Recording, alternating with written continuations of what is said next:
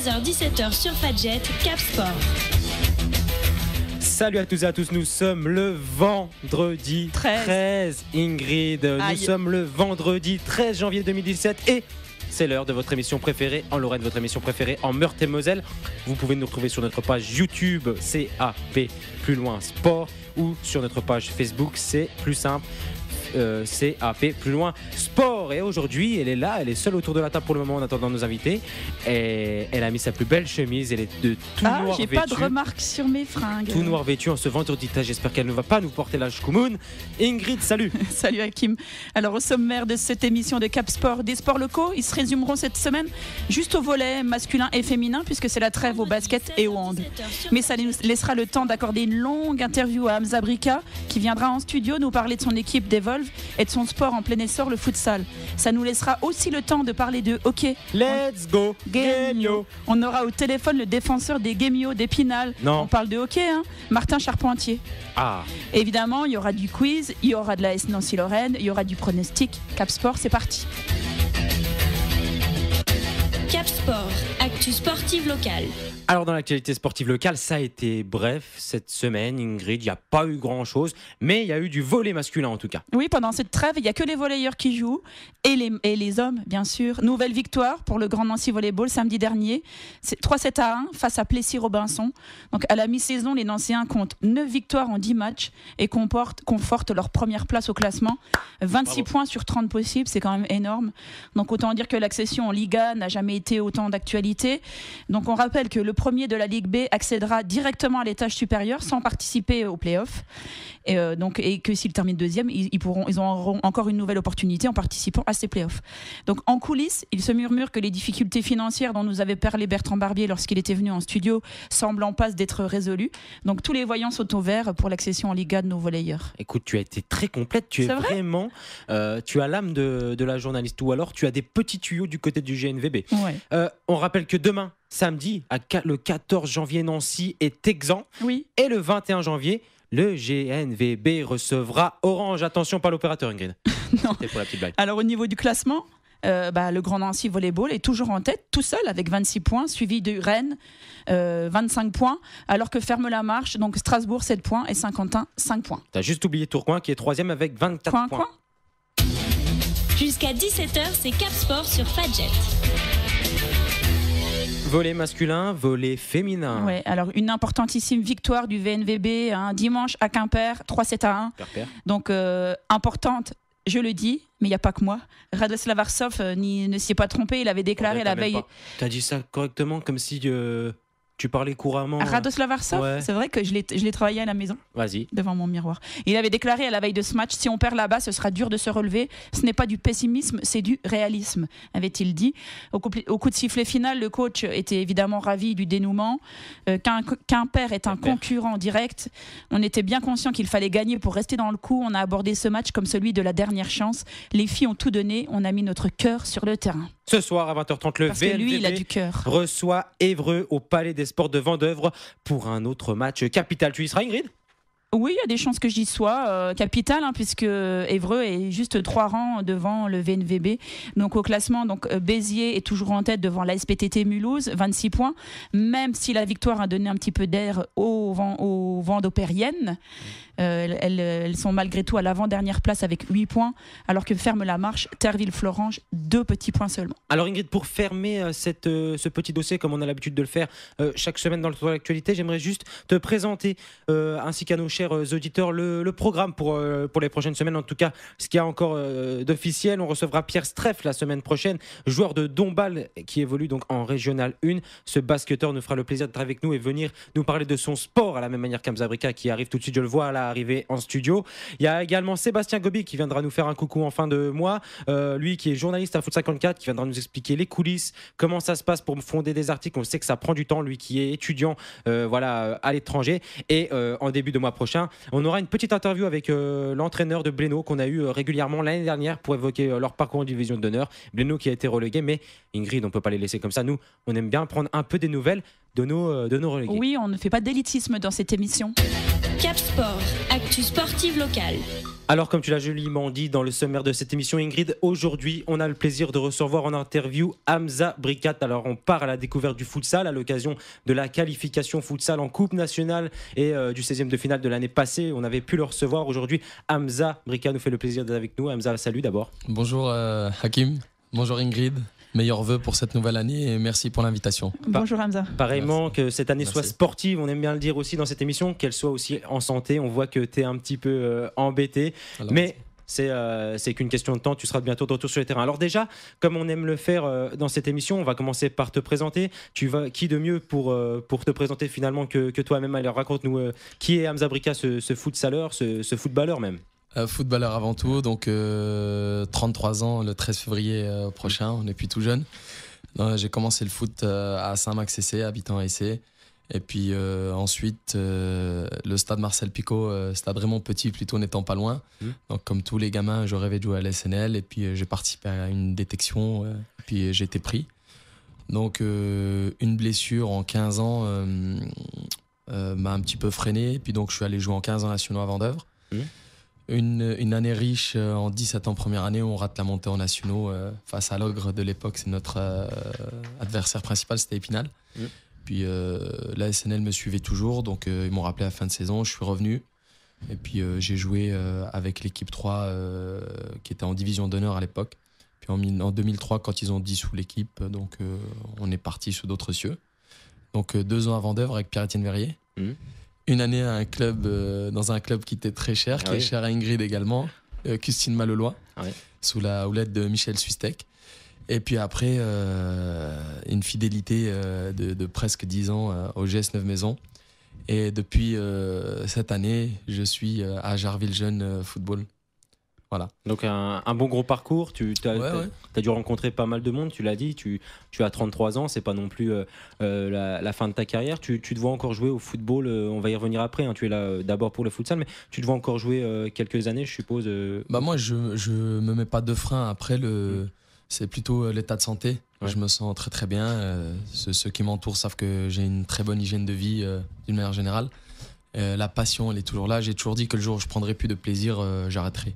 Alors, Hamza Brikat, en quelques mots simples, pour les novices, on va rentrer un petit peu dans le sujet. Est-ce que tu peux nous présenter le futsal? Alors, le nombre de joueurs, la durée des matchs, on sait que les règlements changent régulièrement. Là, à l'heure actuelle, pour faire un point, si on avait un point à faire, est-ce que tu peux nous faire un petit topo sur pour les novices? Qu'est-ce qu'est le futsal en fait? Grosso modo, déjà, le futsal de notre région, en Lorraine, ça représente un petit peu moins de 300 joueurs. Nous on représentait l'année dernière, je donne les chiffres de l'année dernière parce qu'ils m'ont servi de support pour mon rapport de stage à Clairefontaine. Donc nous on représentait un quart de ces joueurs-là, donc avec des équipes de jeunes dans toutes les catégories. Et l'année dernière il y avait un championnat de BH, un championnat de DHR, donc on avait une équipe engagée dans chaque championnat. On a fini vice-champion à 1 point derrière Knutange qui a joué les barrages pour la montée en D2, ils sont pas montés. Ils avaient battu Valentinet lors du premier tour et le second tour, ils sont allés à Toulouse où ils se sont inclinés 5-1. Et puis l'équipe B avec des jeunes nés en 98 qui ont fini champion. Après le futsal, pour les plus novices, ça se joue à 5 contre 5 dans un gymnase de 40 mètres sur 25 avec des buts de hand 3 mètres sur 2 avec 7 remplaçants maximum. Après il y a des particularités, les touches par exemple se font au pied. Il y a des règles spécifiques. Une fois qu'on a joué avec le gardien une première fois, on ne peut pas jouer avec lui tant que le ballon n'est pas touché par un adversaire. Sur tout ce qui est coup de pied arrêté et touche, on a 4 secondes à partir du moment où on a posé le ballon. Donc il faut aller très très vite. Et puis une règle qui est très importante également, ce sont les fautes. On a le droit à 5 fautes par mi-temps. Au-delà de 5 fautes par mi-temps, un tir à 10 mètres à chaque fois sans mur. Voilà, donc je pense que voilà, et les joueurs sur tout ce qui est coup de pied arrêté, tout ce qui est touche, coup franc, corner doivent se trouver à 5 mètres du ballon. Alors je pense que j'ai fait le tour. Ouais, t'as fait le tour, t'as été plutôt clair, c'est plutôt concret. Comment est-ce que toi, Hamza, tu en es arrivé au futsal? Alors les gens disent que le futsal, le foot tout court, c'est pareil. Je pense qu'il y a quand même une différence dans ce milieu. Comment est-ce que toi, tu en es arrivé au futsal? Comment est-ce que tu as eu l'envie d'abord d'arriver dans ce futsal? Alors, moi, je suis arrivé au futsal. J'ai un regret, je le dis souvent, c'est d'avoir découvert le futsal très tard. J'avais 27 ans, donc c'était il y a quasiment 6 ans. Pour la petite anecdote, c'était lors des entraînements à Neuve-Maisons, à l'époque avec Faridi Dider et Hassan Echati, à qui je passe un petit bonjour. C'est vraiment eux qui m'ont initié au futsal parce que je les entendais le lendemain de leur match. Ils parlaient souvent de leur match de futsal et forcément ça a attisé ma curiosité. Et je leur ai demandé tout bonnement si un jour je pouvais venir faire un essai pour voir si je pouvais m'adapter. Et il faut dire que l'essai a été plutôt fructueux. Je me suis très très vite adapté et puis de là j'ai signé avec eux RC Nancy Futsal à l'époque. Donc là, t'as attrapé le virus, quoi, on peut dire. Ouais, franchement, ouais. On est toujours en interview avec Hamza Brika, on est à la découverte du futsal à l'occasion de la qualification futsal en Coupe nationale de son équipe. Son équipe qui donc s'est imposée 7-4 contre Saint-Miel. On est aussi à l'occasion, Hamza est là à l'occasion du match contre Famec qui aura lieu donc le 14 janvier. Hamza, qu'est-ce qu'Evolve ? Alors, Evolve Futsal, c'est un jeune club créé je dis ça sans prétention aucune. C'est moi qui suis à l'origine de la création de ce club en collaboration avec Julien Drouot, le président. Evolve Futsal, Evolve d'abord c'est une association multisport. Et moi j'ai créé la section futsal. Ok. La section futsal pour sa première année, donc l'année dernière, comptait 85 adhérents, ce qui est pas mal, du tout, avec des équipes de jeunes et des équipes seniors. Ensuite, on fait des stages de futsal qui ont pas mal de succès également, toutes les vacances scolaires. Donc voilà, je pense qu'on a... Alors comment se passe la sélection des joueurs, que ce soit chez les jeunes ou chez les seniors ? Est-ce que c'est toi qui choisis ? Est-ce que les joueurs viennent à toi ? Est-ce que tu vas aux joueurs ? Comment ? Alors pour les plus jeunes, comme je suis également éducateur de jeunes à l'AS Ludre, forcément quand j'ai présenté le projet en amont, beaucoup de parents qui me font confiance ont été séduits par le projet et je les remercie d'ailleurs. Donc c'était majoritairement des garçons de Ludre, mais j'ai également des garçons qui évoluent à Jarville Jeune Foot, un garçon qui est sorti de la SNL par exemple, et la première chose qu'il a faite c'est de venir au club de futsal parce que j'ai eu l'occasion l'année dernière à la demande de l'Est Nancy-Lorraine d'animer des séances pour les U11 et les U13 et c'est vrai qu'ils avaient beaucoup aimé.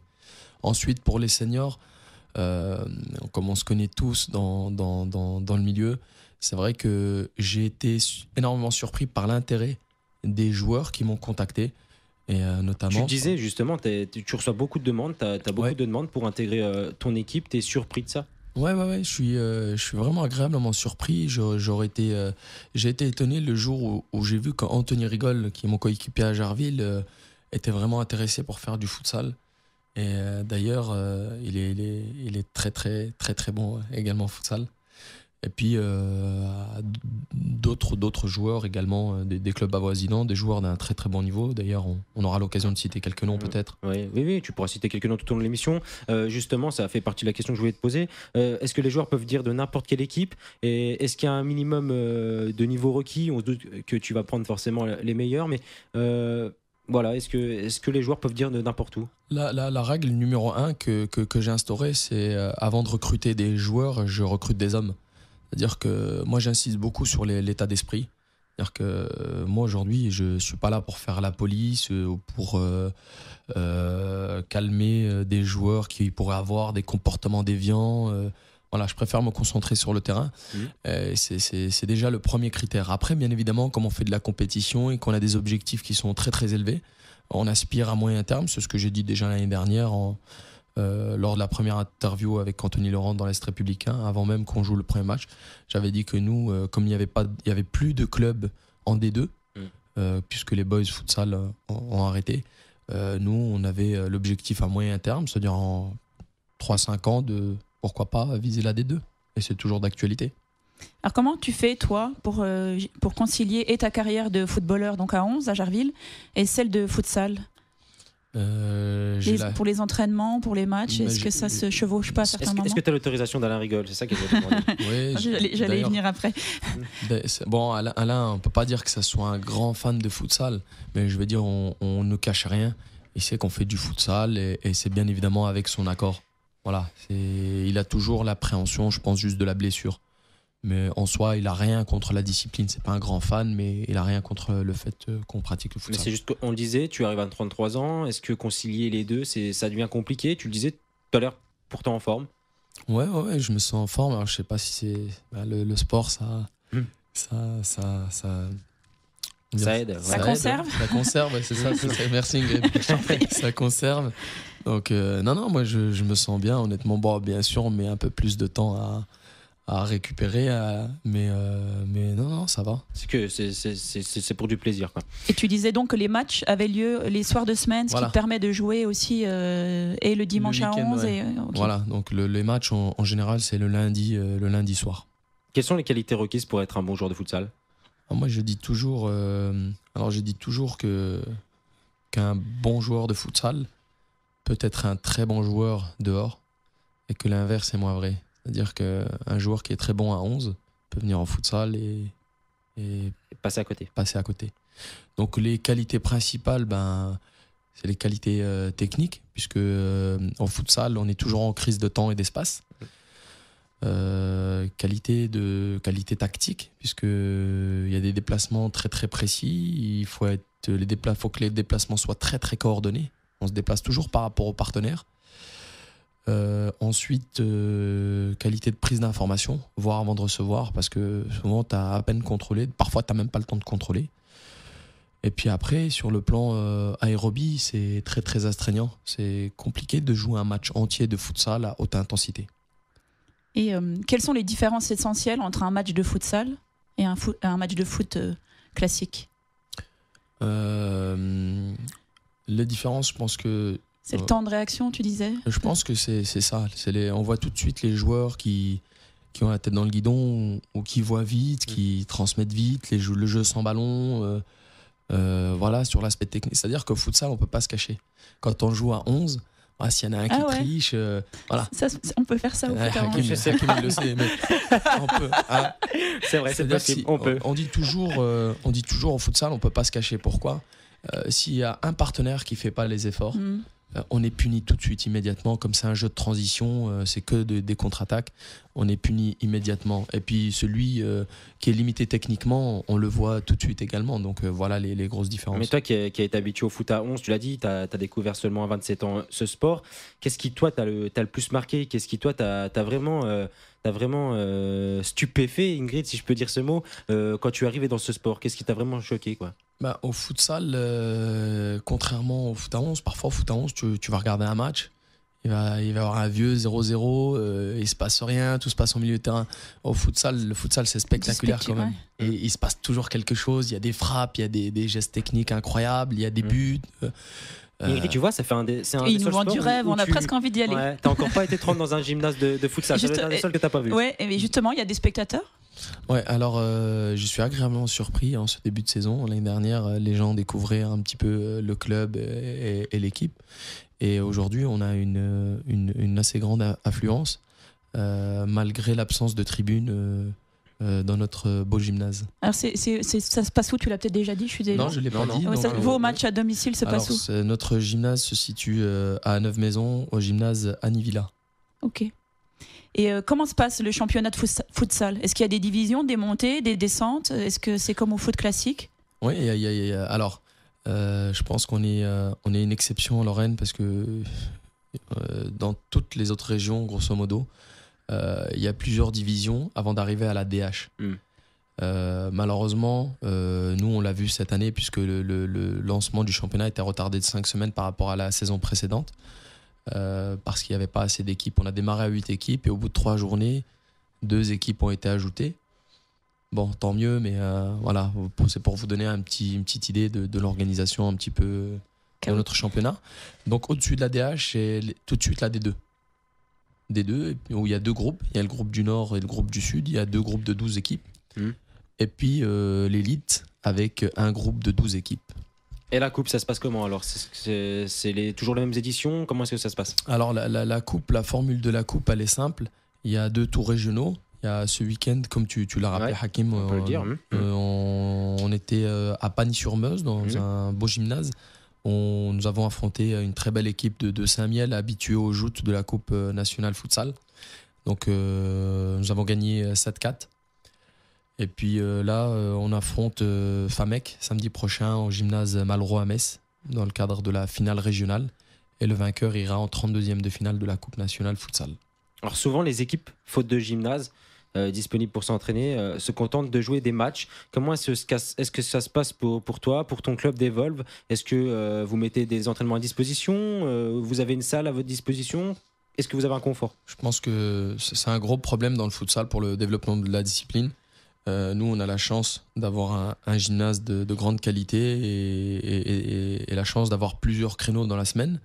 Donc, en attendant le lancement du championnat, on s'est entraîné régulièrement, une fois par semaine, afin de peaufiner un petit peu, que ce soit la tactique, les coups de pied arrêtés, tous les déplacements. Donc voilà, en période où il y a beaucoup de matchs, on essaye de pas trop surcharger les organismes. Ouais, parce que tu disais, c'est des joueurs qui ont l'habitude de faire 3 entraînements par semaine. Plus le match à 11, plus le match de futsal, si en plus. Donc voilà. Donc toi, ton rôle, il est plus dans tactique, donner des automatismes, peut-être.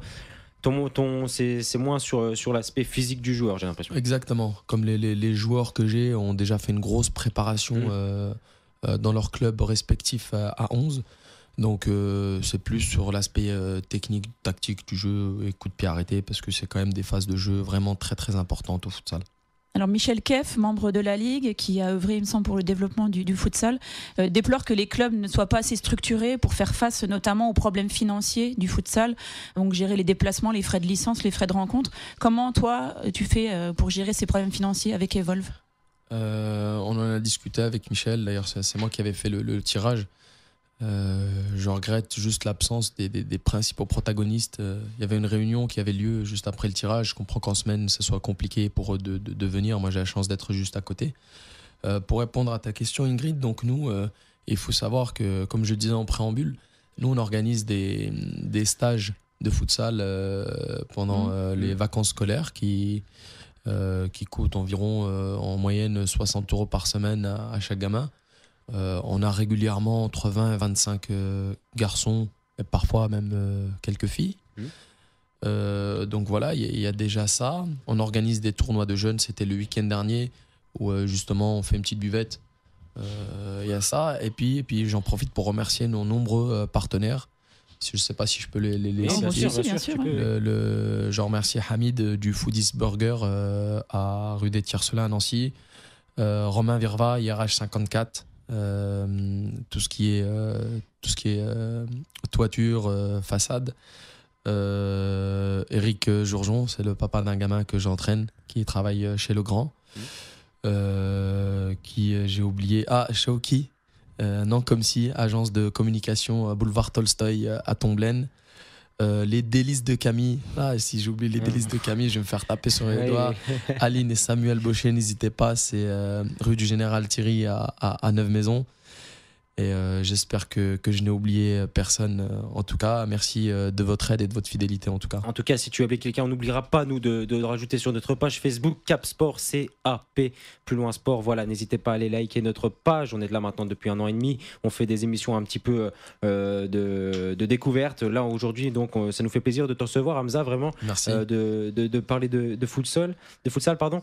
Je voulais venir avec toi. Est-ce que vous, toi particulièrement, est-ce que ton club, est-ce que ça se ressent, est-ce que vous déplorez un manque d'organisation ou d'implication de la Ligue Lorraine de foot pour le championnat de futsal? On connaît notamment une de tes mauvaises aventures qui t'est arrivée, si tu veux bien nous toucher un petit mot. Ouais, ça, c'est un exemple parmi tant d'autres. Je pourrais évoquer avec toi, avec vous, les différentes problématiques qui freinent un petit peu le développement de la discipline. La petite anecdote, je pense que c'était il y a un petit peu plus d'un mois.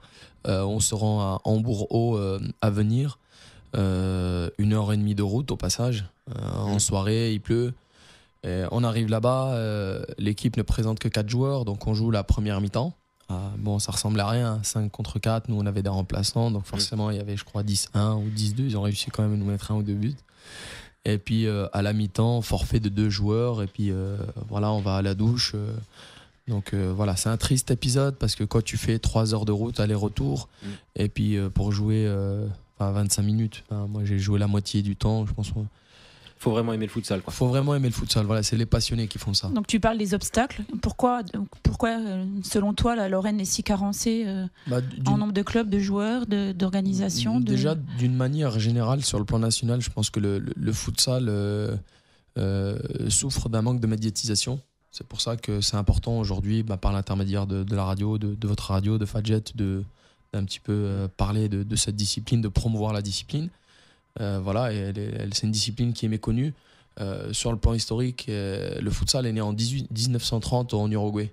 Et il s'est développé rapidement dans les pays d'Amérique latine. Oui, parce qu'il y a des pays où ça a déjà pris, la mayonnaise a bien pris, en Espagne, si je ne me trompe pas. Mais c'est arrivé en Europe par l'intermédiaire justement de l'Espagne et du Portugal dans les années 70. Et chez nous, le premier championnat a eu lieu en 1995. Ouais, donc c'est la genèse encore pour l'instant. Exactement, on est jeune. Donc moi, ça me fait souvent rire quand j'entends des gens comparer la France à l'Espagne. L'Espagne, ils ont 30 ans d'avance sur nous. Donc voilà. On peut dire que finalement tu fais partie des pionniers dans cette discipline, en tout cas en Meurthe-et-Moselle. Tu disais tout à l'heure, vous êtes la seule équipe. On est la seule équipe, oui. Il y a un gros bassin de joueurs, tu as beaucoup de demandes. Qu'est-ce qui toi explique ce fait que ça freine des clubs finalement à se créer, à se lancer? Est-ce que... Moi, le premier obstacle déjà, c'est le gymnase. C'est pareil, tout à l'heure,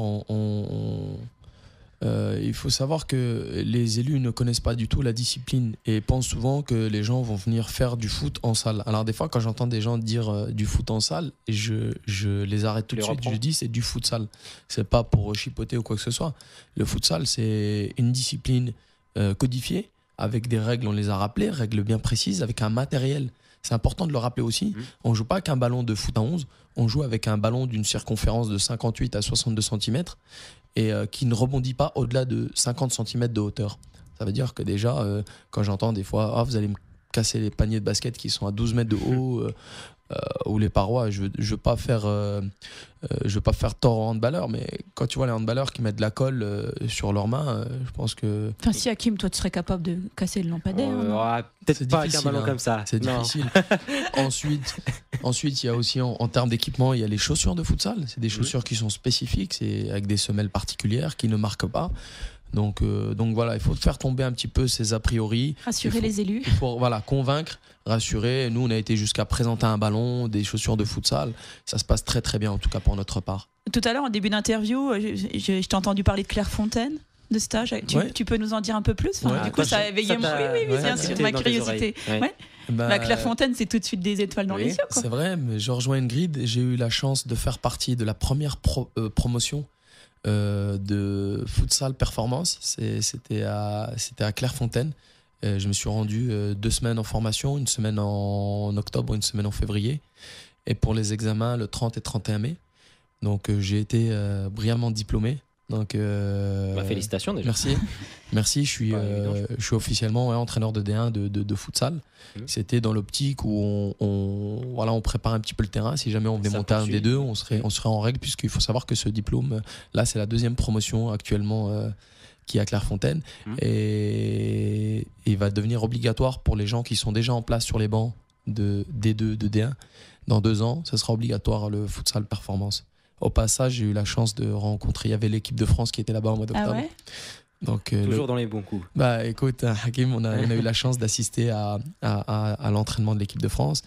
Puis en grand fan de la Juve que je suis, j'ai fait quelques photos, notamment avec notre Paul Pogba national. Ça fait partie des belles aventures en tout cas. Donc je le disais, tu es un pionnier, tu fais partie aussi de la première sélection, donc tu peux pas me contredire. Je le sais, il est là, il est modeste, mais en tout cas, c'est la vérité. On va parler de quelque chose pour cette fin d'interview, Hamza. Avant de te libérer, ça va peut-être te faire un peu moins plaisir, mais on pourrait pas te laisser filer sans dire un petit mot sur Jarville Jeune Football. Bien sûr. 12e au classement. Jarville avec 11 points. C'est quoi cette saison compliquée? C'est vrai que le début de saison est compliqué. Ça s'explique par plusieurs facteurs. L'un des premiers facteurs, je pense que Jarville, c'est pas dans sa politique, mais cette année a été dans l'obligation de recruter beaucoup de joueurs. Donc ça n'excuse rien, mais je pense qu'il faut à un moment donné créer une alchimie entre les jeunes qui ont peu d'expérience, il faut le dire. Jarville a ce mérite de lancer des jeunes, n'a pas peur, notamment à la Rigole, est habitué à lancer des jeunes de 17-18 ans en DH. Donc c'est un championnat qui est très exigeant et ça demande un temps d'adaptation.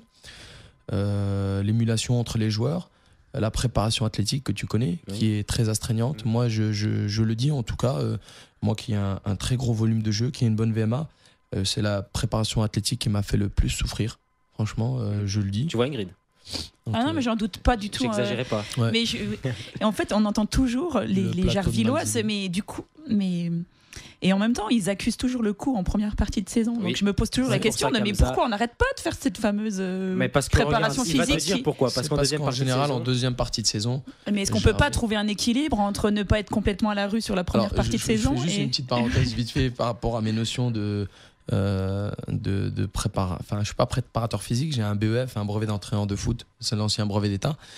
Et souvent, quand je discutais avec les préparateurs physiques, on parlait de préparation physique en puissance aérobie ou en capacité aérobie, c'est-à-dire qu'on peut commencer en capacité. Et en fait, les préparateurs m'expliquaient, quel que soit le choix de ta préparation, par exemple, les gros clubs, souvent, pour être prêts tout de suite, ils font une préparation en puissance. Ils tapent tout de suite dedans. Parce que les mecs, ils veulent être prêts tout de suite. Et il y en a d'autres qui montent en régime, mais dans chacune des préparations, tu as un coup de mou à un moment donné. je Tu te peux l'ai pas, dit. la saison, à part si les mecs ils sont il n'y a pas de dopés, quoi. préparation Ouais, voilà. idéale. Ouais. Non. À part les gros clubs qui ont la chance d'avoir un effectif pléthorique avec des bons joueurs qui peuvent faire un turnover. À part ça, voilà, je vois pas d'autre solution. Donc en tout cas, la saison de Jarville est peut-être encore pas lancée. Ils ne sont pas distancés. Hamza fera partie donc de ces joueurs d'expérience. Hamza, de quoi est fait ton avenir? Alors d'abord en futsal. Qu'est-ce qu'on peut te souhaiter? En futsal, on aimerait honnêtement, la Coupe de France, la Coupe nationale nous tient vraiment à cœur, donc on aimerait faire un parcours aussi bien, si ce n'est mieux que l'année dernière. Je pense que tous les joueurs en ont envie. L'année dernière, on avait perdu pour info contre un très bon club, Paris Akasa, qui a fini deuxième de D2, qui a vraiment le niveau de D1. Et je pense qu'on perdait que 2-1 à la mi-temps, et puis on a senti qu'ils avaient beaucoup plus d'expérience que nous. Je pense que le groupe cette année est plus mature et a plus de qualité, honnêtement, même si on a perdu un seul joueur, c'est Adam Tourga. Et voilà, un beau parcours en Coupe de France, parce que c'est quand même ça la vitrine finalement, c'est ça qui va faire parler du club. Et puis pourquoi pas disputer les playoffs en fin de saison pour la montée en D2. Je pense que la Lorraine en a besoin et c'est peut-être ça qui tirera le futsal, qui permettra de développer le futsal. Impeccable. En tout cas pour la coupe, on le sait, c'est rendez-vous contre Famec le 14 janvier. Ça sera à Metz. Ingrid, tu y seras?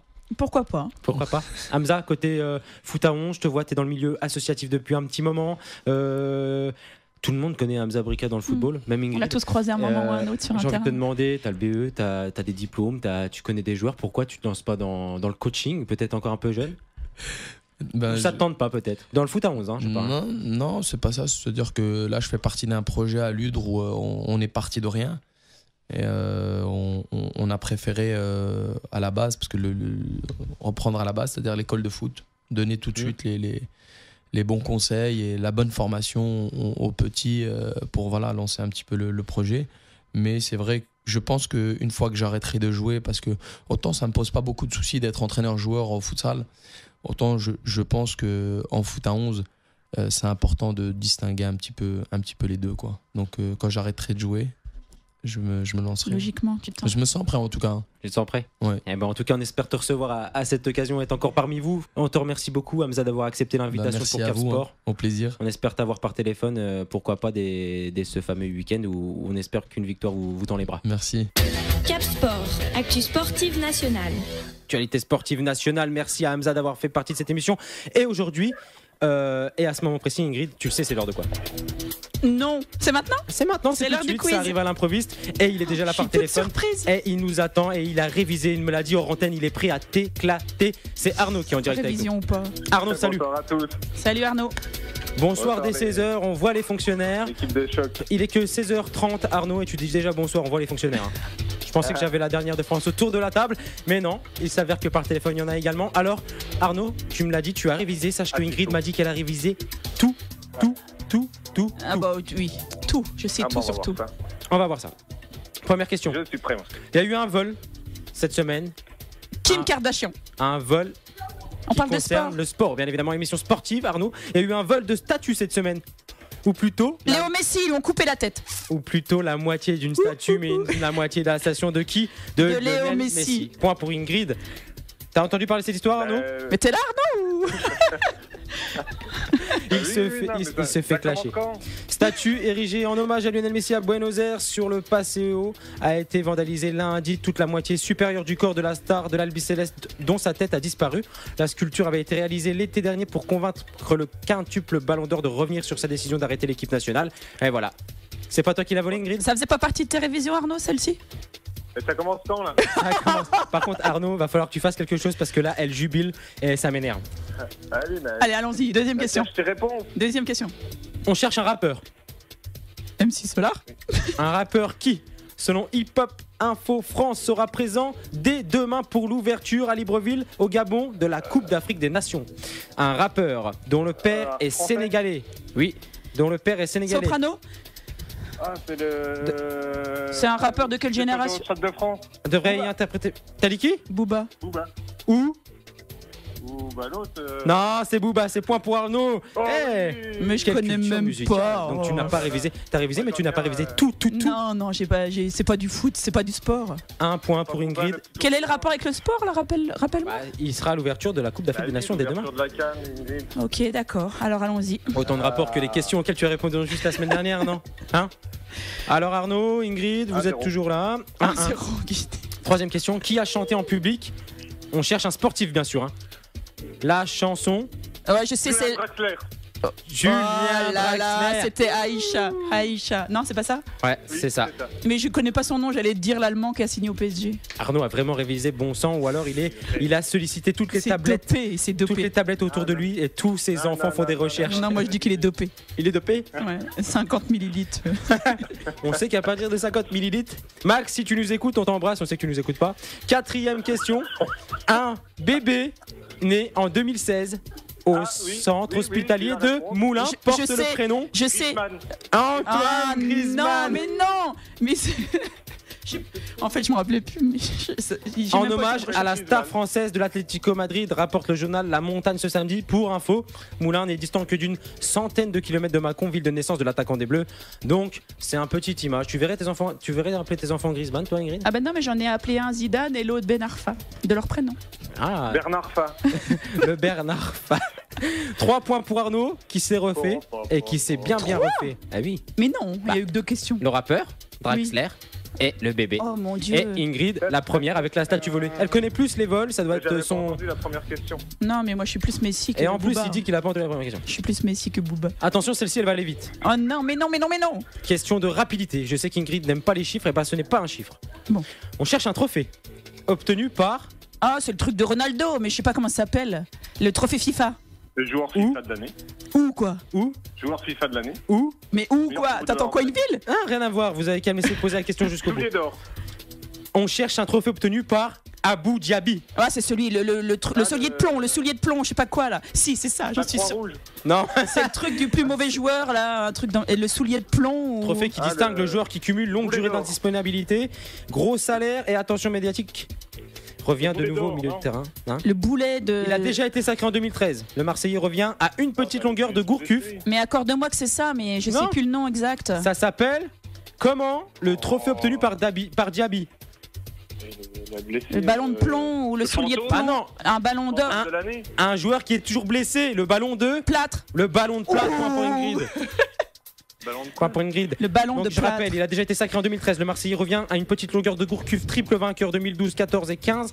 Les deux hommes se partagent à eux seuls les 5 dernières éditions. Arnaud, Ouais. Ingrid vient de me dire dans l'oreille que tu pourrais faire partie du ballon de plâtre de ton non, club. j'ai dit C'est vrai Michael ou pas? Chrétien pourrait faire partie du ballon de plâtre. J'ai pas dit Elle, Arnaud, elle est jamais. moqueuse, hein. Elle revient à un petit point, elle est moqueuse. Waouh. Ah, j'ai encore de la marge. T'as 3 points, Arnaud, Ingrid en a 2. C'est la 6ème question. Elle peut revenir à ta hauteur. Ouais, c'est là. Chiffre. Oh non. Buteur japonais, à moins que ça soit un tout pile. Buteur japonais, Kazuyoshi 49.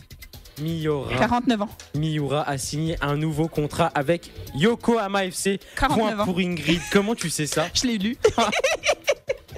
Arnaud, Il attend encore la Non, question. mais j'ai même pas entendu. à 49 ans, il a signé un nouveau contrat avec Yokohama FC, pensionnaire de 2e div japonaise, prolongeant ainsi de 12 mois l'une des carrières les plus longues de l'histoire du football.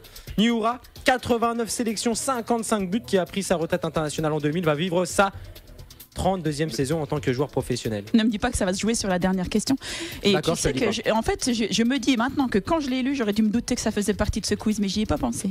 Pourquoi Mais c'est revenu quand même. Mais je ne sais pas, parce que tu vois, les infos Arnaud. un petit peu inédites comme ça finit Donc, sur Arnaud, un quiz.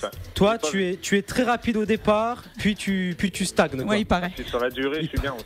Ah, sur la durée, t'es bien. Alors, en tout cas, t'as l'occasion de te refaire. Tout ça est pour un séjour.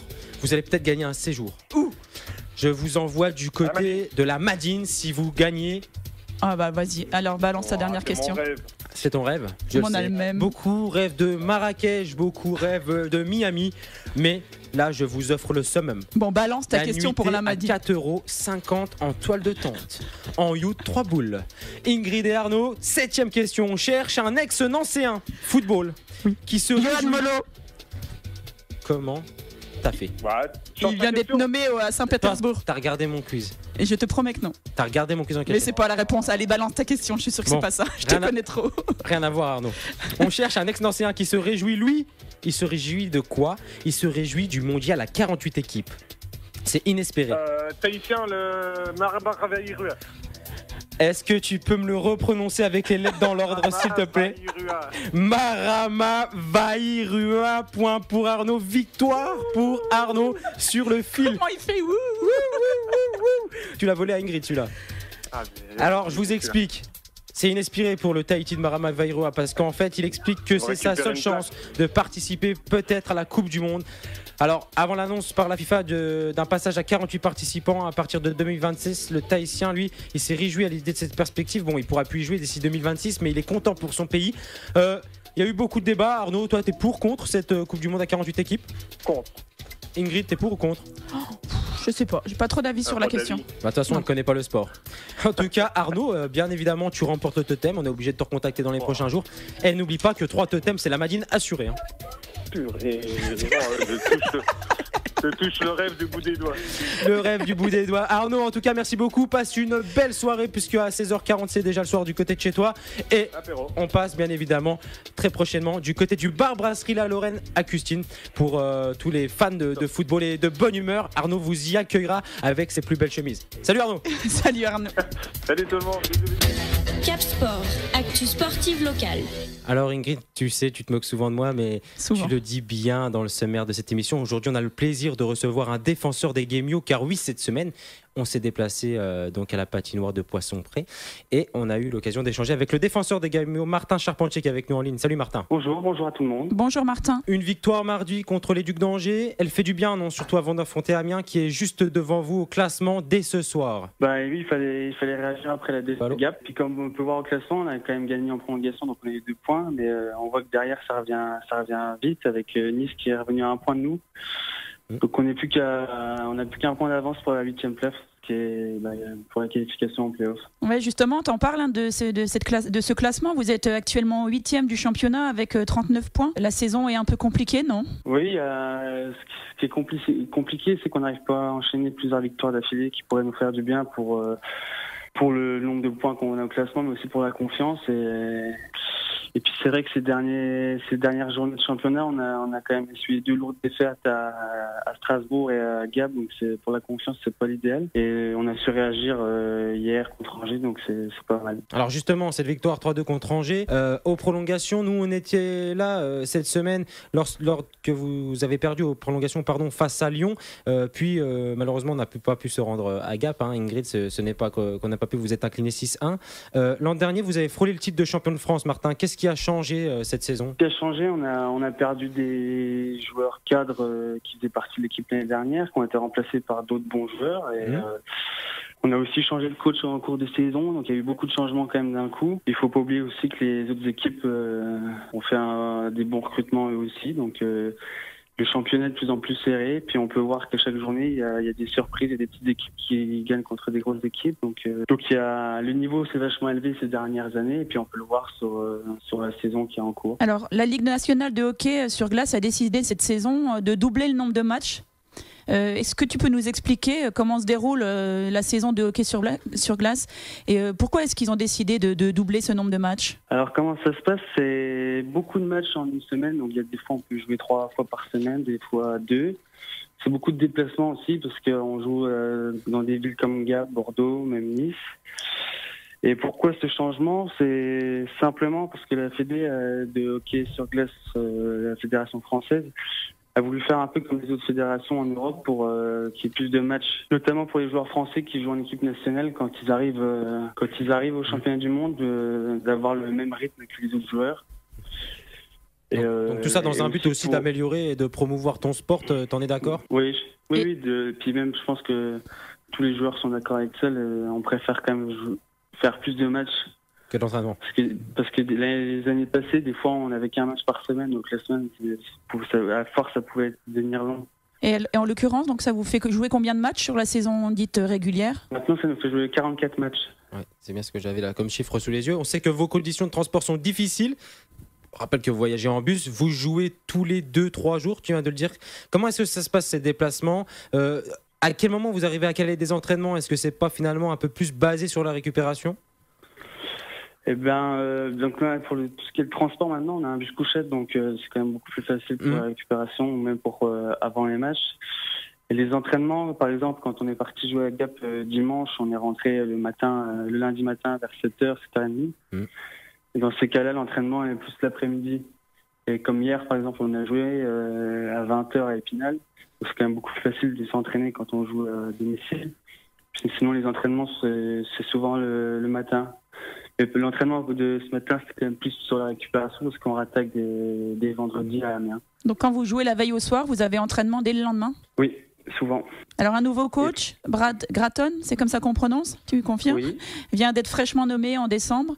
Qu'est-ce qu'il peut apporter? Qu'est-ce qu'on attend de lui du côté des Gamios? Je pense que le staff a décidé de changer de coach pour amener quelque chose de nouveau parce qu'ils pensaient que la mayonnaise n'avait pas pris avec ces joueurs-là. Donc il nous l'a encore dit il n'y a pas longtemps qu'il faisait entièrement confiance aux joueurs. Donc c'est juste pour ça que les résultats n'étaient pas à la hauteur de ce qu'ils attendaient. Donc ils ont préféré changer de coach pour sûrement faire un électrochoc à tous les joueurs. Pour relancer, pour redonner une dynamique. Alors on est toujours avec Martin Charpentier, défenseur des Gamios. Martin, Brad Gratton, comme tu l'as bien dit, Ingrid a la réputation de travailler dur pour rêver haut. Ce sont ses termes. Est-ce que tu confirmes? Les entraînements, c'est compliqué. Oui, et puis il est vachement exigeant sur beaucoup de détails. Et on sait que maintenant, les matchs se remportent sur des petits détails. Et même sur le banc, on peut voir qu'il est tout le temps derrière les joueurs en train de parler, en train de donner des conseils, ou même des fois de faire savoir quand il n'est pas content. Ouais, c'est un autre style qu'il y avait auparavant avec Stéphane Brun, qui était plus calme, plus tempéré. C'est deux styles différents. Alors, quel était l'objectif du club en début de saison? Alors, suite à votre belle saison de l'an dernier, quels étaient les objectifs annoncés? L'objectif annoncé, c'était un titre, donc en Coupe de France ou au championnat. Donc là, la Coupe de France, on s'est fait éliminer au premier tour contre Strasbourg. Là, à l'heure actuelle, on est toujours en course pour les playoffs. Et puis, il ne faut pas aussi oublier qu'il y a 2 ans de ça, on a fini 8e de la saison régulière et puis on a réussi à aller en finale et être à un match de remporter le titre. C'est d'ailleurs à ce moment-là que l'aventure Gamio a commencé pour nous. Toi, tu baignes dedans depuis un petit moment. Tu es sur la glace depuis un petit moment. Nous, ça fait depuis cet instant-là qu'on te suit. Martin, vous avez perdu votre coach, tu l'as dit, votre capitaine depuis le début de saison. Est-ce que le vestiaire l'a ressenti? Comment est l'ambiance au sein des Gamio? Comment ça se passe avec tes coéquipiers? On sait que vous êtes beaucoup ensemble, plus qu'avec ta famille. C'est sûr que de perdre déjà son capitaine, ça fait un peu bizarre dans le vestiaire, parce que c'est lui qui parlait beaucoup, qui donnait des conseils, et du jour au lendemain, qu'il soit plus là, ça fait toujours un peu bizarre. Surtout que, comme vous le dites, on est souvent ensemble, donc on crée quand même des liens, et ça fait toujours un peu bizarre de savoir qu'un joueur va partir, et en plus dans une équipe en France, donc Angers en l'occurrence, qu'on a joué hier, donc on l'a retrouvé hier. Ah oui. Puis ça fait toujours un peu bizarre de commencer la saison avec un coéquipier, puis quelques semaines après jouer contre lui. Alors malgré... ça fait partie du sport. Hein. Ouais, ça fait partie du sport comme tu le dis. Malgré les résultats, donc un petit peu en dents de scie, vous pouvez en tout cas compter toujours sur votre public fervent et fidèle. La patinoire fait encore le plein à chacun de vos matchs, je crois, non? Oui, à chaque fois c'est plein, c'est vachement important. Puis on peut voir aussi qu'à chaque fois qu'on se déplace, par exemple dimanche à Gap, il y en avait encore qui étaient dans les tribunes. Ah oui, les gens se déplacent aussi. Oui, donc c'est vachement important et c'est aussi dans les moments là où on sait que c'est un peu plus dur sur la glace, on sait qu'on est toujours soutenu, donc c'est vachement important. Et comme tu l'as dit, Ingrid, il y a beaucoup de spectateurs qui viennent à Poisson-Pré. On en a fait partie. Et il y a également Nico qu'on embrasse, qui fait toujours partie de ses supporters, qui est toujours là avec la plus belle des casquettes des spectateurs, mais qui est aussi le coordinateur, puisque c'est lui qui nous a eu le contact avec Martin. En tout cas, Martin, on te souhaite bien évidemment un bon match dès ce soir, ce vendredi à Amiens. On espère que vous allez bien évidemment l'emporter, puis on espère pourquoi pas échanger très rapidement. Merci, Salut. à bientôt. Merci, Salut, à bientôt, Martin. au revoir. À plus, merci. Au revoir. L'avant-match de l'ASNL. Il est 5h moins 10 et délicatement, vous êtes en voiture, vous êtes dans les bouchons, vous êtes en train de passer l'aspirateur, vous êtes avec vos écouteurs en train de cuisiner à manger. Nous sommes le vendredi 13, faites attention pour les superstitieux, restez chez vous ou alors Et écoutez Cap Sport. écoutez Cap Sport bien évidemment. Ingrid, Oui. tu as entendu le petit jingle, c'est l'heure de l'avant-match de l'AS Nancy-Lorraine. Alors maintenant, vous le savez, comme on a l'habitude, on va d'abord faire une petite brève sur ce qui s'est passé du côté de l'AS Nancy-Lorraine cette semaine et c'est Ingrid qui s'en charge. Alors, je me suis plutôt penchée du côté de l'adversaire cette semaine, du Sporting Club de Bastia, qu'on reçoit demain à Marcel Picot. Et tu sais ce que j'ai découvert, Hakim? Qu'ils étaient joueurs de Corse. Ouais, exact, je savais pas. Non, que c'était vraiment notre frère jumeau, nous les Nanciens. Oh non, Je te le jure même que- parcours. Bah écoute, donc Bastia est 14e, 14e. juste derrière Nancy. Donc Nancy est 13e. Bastia compte 20 points, Nancy 21. Bastia marque peu, ils ont la 17e attaque avec 17 buts. Nancy est juste derrière, donc 18e avec 15 buts. On a exactement la même défense, Hakim, ça te surprend pas ça? Bah écoute, si, un petit peu, oui. 9e défense avec 23 buts encaissés, à égalité parfaite avec Nancy. Même jusqu'au classement du fair play dont tu avais parlé il y a quelques semaines dans ton quiz, on a égalité parfaite, c'est-à-dire 42 cartons jaunes du côté de Bastia comme du côté de Nancy. Enfin, juste pour dire, c'était juste pour souligner qu'on avait vraiment un parcours similaire. Les frères jumeaux de ce championnat, C'est vraiment- en tout cas de cette première partie. de championnat. Ça marque un petit peu plus encore l'importance de gagner ce match. Enfin, c'est vraiment a priori contre des équipes de ce genre qu'on se battra en fin de saison pour le maintien. Eh ben, écoute, Les moi, je chiffres pense le qu'il y a- disent, en tout il y a- cas. ouais, je pense qu'il y a encore un peu plus faible, mais ça fait en tout cas partie des équipes qui devraient, comme la Nancy-Lorraine, être un petit peu au-dessus de cette zone rouge. Tu avais d'autres informations côté Bastier? Oui, juste pour dire qu'au contraire, à contrario des Nancéens, eux, ils restent sur 2 défaites. Alors, une lourde défaite en Coupe de France, 7-0. Ils ont une excuse valable puisque c'était contre le PSG. Et puis en championnat, ils ont perdu leur dernier match à domicile, 2-1, c'était contre Marseille. Donc, du côté Bastier, il faudra évidemment se méfier de qui, Hakim? Du côté de Alan Saint-Maximin, peut-être? Ouais, la nouvelle grande révélation. Joueur qui a 18 matchs joués, vraiment un joueur sur lequel compte le staff Bastier. Beaucoup décrié comme étant assez soliste, mais un véritable talent de cette Ligue 1, je pense. Oui, complètement un espoir en puissance. Donc 2 buts, 2 passes décisives. Et puis surtout d'Enzo Crivelli, qui est déjà l'auteur de 6 buts et d'une passe décisive du côté Bastier. Oui. Du côté de la SNL, et évidemment, j'ai relevé les 2 séries en cours, donc de 6 matchs sans défaite. Donc dans les 6 matchs, il y a 4 victoires et 2 matchs nuls, donc vraiment pas négligeable. Il me Et semble puis, qu'on oui, reste dis-moi. sur 4 victoires consécutives à domicile. Ouais, en plus, on est plutôt pas mal à domicile. Et puis la deuxième série, donc c'était une seule défaite en 10 matchs. Et la seule ombre au tableau, c'était la défaite à Marseille. Grosse défaite. Ouais, juste pour compléter ce que tu disais, j'ai sous les yeux les stats d'Alan Saint-Maximin. C'est quand même quelque chose de très impressionnant pour son jeune âge et pour Bastia. C'est le joueur qui frappe le plus au but. Alors certes, on est d'accord, ça ne veut pas dire que c'est toujours dangereux et cadré, mais en tout cas, c'est l'une des forces de ce club de Bastia. On va aussi retrouver un joueur qui est beaucoup utilisé côté Bastia, un ancien Nancéen, Ingrid. Alors, un ancien du Ouais. côté de Bastia. Ouais. Et a joué un petit peu. Il venait en provenance de Bordeaux, il était prêté par Bordeaux. Brillant. Florian Marange. Florian Marange, Ah, ouais. je Qui l'ai- ouais, fait je l'ai partie su. des 3 joueurs qui ont les meilleures notes pensais qu'il en était régulièrement, parti. de ce club de Bastia, Ok. devant des Alan Saint-Maximin, tu vois. Donc, et un joueur qui est aussi très utilisé du côté Bastier. Alors Il voilà. est peut-être blessé, moi je te dis. Non, là, mais je le pensais plus du tout à Bastia. Je pensais qu'il avait émigré vers d'autres horizons. Juste du côté de Nancy, évidemment, on espère tous que cette série continue. J'aime pas les séries comme ça parce que en général, elles sont elles sont suivies de séries un peu moins bonnes. Donc il faut bien que ça s'arrête un jour. Les séries, elles sont faites pour ça. Donc ça serait bien qu'elles continuent en championnat surtout. Nancy va jouer là dans les prochaines semaines des équipes qui, semble-t-il, sont à leur portée.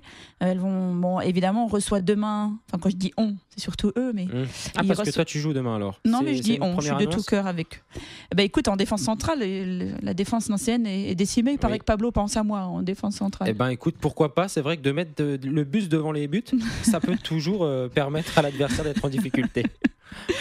Donc ensuite on se déplacera à Caen et on recevra Bordeaux. Donc arrête c'est de vraiment titiller les cheveux comme ça de manière élégante à la radio. Les auditeurs ne le voient pas, mais moi après je suis tout émoustillé. Zut, je mettais tous mes arguments là-dedans. Mince. Donc voilà, donc non, j'ai juste fini. Voilà, ça me semble vraiment un match et un tournant de la saison à gagner demain soir à Marseille-Picot. On rappelle donc que l'AS Nancy-Lorraine est 13e de ce classement, juste derrière Sébastien, que la zone rouge est toujours composée de 3 équipes qui sont Caen, Metz et Lorient. Caen est donc barragiste, juste devant eux Nantes, qui a un renouveau avec l'entraîneur portugais, mais qui néanmoins est pour l'instant toujours en difficulté. Puis bien évidemment, la tête est toujours dominée par nos amis niçois. Suivi des Monégasques. Exactement, puis du Paris Saint-Germain et de Lyon. Je tiens à noter qu'Ingrid n'a même pas de classement sous les yeux. C'est une fervente supportrice de cette Ligue 1. T'as vu, je sais aussi te faire des compliments. Merci Ingrid, beaucoup. l'AS Nancy-Lorraine, Bastia, c'est fait. On n'a pas beaucoup à faire. Beaucoup de journaux le font pour nous. Par contre, ce soir, c'est le premier rendez-vous en ce vendredi 13 janvier et Lille reçoit Saint-Etienne. Il y a des autres matchs qui auront lieu demain. Oui, dès ce soir, donc ce vendredi, Lille recevra Saint-Etienne. Il faudra ensuite attendre demain à 17h pour voir Rennes contre le PSG. 5 matchs à 20h, Toulouse-Nantes, Angers-Bordeaux, Lorient-Guingamp, Montpellier-Dijon et notre fameux Nancy-Bastia. Alors que dimanche auront lieu 3 matchs, Nice-Metz à 15h, Caen-Lyon à 17h. Le grand match, l'affiche, c'est Marseille-Monaco à 21h. Cap Sport, les pronostics. Ingrid, je te vois partir parce que tu vas encore à des rendez-vous, mais il n'est pas tout à fait 17h. Je te garde un peu parce que c'est l'heure des pronostics. Tu le sais, on a l'habitude de le faire dans cette émission. Tu as l'habitude de te faire éclater d'ailleurs. Alors tu sais, on a oublié de demander à notre invité son pronostic, mais en échange, j'ai le pronostic de Moulet. Ah, Moulet qui est venu nous voir quelques fois la saison passée. D'ailleurs, il est bienvenu s'il veut revenir dans cette émission. Alors lui, il dit que Nancy va s'imposer 1-0, mais qu'ils vont payer les efforts consentis à Nantes en milieu de cette semaine. Eh ben écoute, ils peuvent payer ce qu'ils veulent s'ils s'imposent. Ton pronostic à toi, Ingrid? Moi, je vois encore plus grand. Je vois un 3-0 pour Nancy. Alors je vais mouiller, je vais dire Dia, Pedretti, et 2 sur les 3, ce sera déjà très bien. Eh ben écoute, moi je vois l'AS Nancy-Lorraine s'imposer également 2-0 avec un but de Issiardia et un but sur penalty de Alou Diarra. Mais sache que si c'est pas sur penalty, du coup, tu sais que tu marques pas. Mais par contre, si c'est sur penalty, je quadruple. Ok ou pas? On fait le pacte. On fait le pacte. Oui, on fait le pacte. Je passerai en tête des pronostics. Oui, je prends pas beaucoup de risques. Allez, d'accord. Alors, je te l'accorde. Je tiens juste à remercier nos invités, Ingrid, qui ont fait le plaisir de cette émission ce vendredi 13 janvier, qui va être largement diffusée sur les réseaux, notamment grâce à Hamza Brikat, qui est venu nous présenter son sport, le futsal. Lui qui est un pionnier, lui qui est modeste, mais il faut l'avouer dans le milieu, c'est quelqu'un donc qui a lancé ce sport et qui le fait découvrir en tout cas avec passion. On remercie bien évidemment aussi le défenseur des Game You. Let's go Game You, Martin Charpentier, joueur d'Épinal, qu'on suit aussi dans cette émission car on se rend régulièrement là-bas pour suivre le hockey et on embrasse bien évidemment tous les supporters du hockey sur glace et notamment Nico, notre coordinateur. Je tiens juste à préciser pour les 1 minute 30 qui nous reste que Pierre Streff, joueur du Dombasle Régional 1, le basketteur, sera avec nous la semaine prochaine pour parler de basket. On est là pour mettre en valeur. Si vous avez des sports, n'hésitez pas à nous contacter sur notre page Facebook, c'est AP+1 Sport. Fin du mois, ça sera Sébastien Gobi, journaliste à Foot 54, qui viendra nous révéler les coulisses de ce site web qui est très suivi par les sportifs et notamment les footballeurs.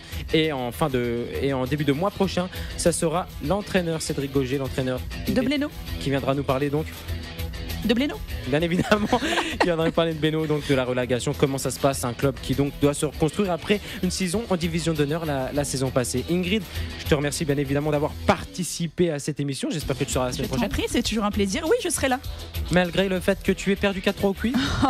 Ne remue pas le couteau dans la plaie. Je suis déjà moins sûr d'être là finalement. Si, je vais prendre ma revanche. En tout cas, sache que si tu veux venir, tu es la bienvenue. On a toujours besoin de quelqu'un pour nous apporter notre petite fiche.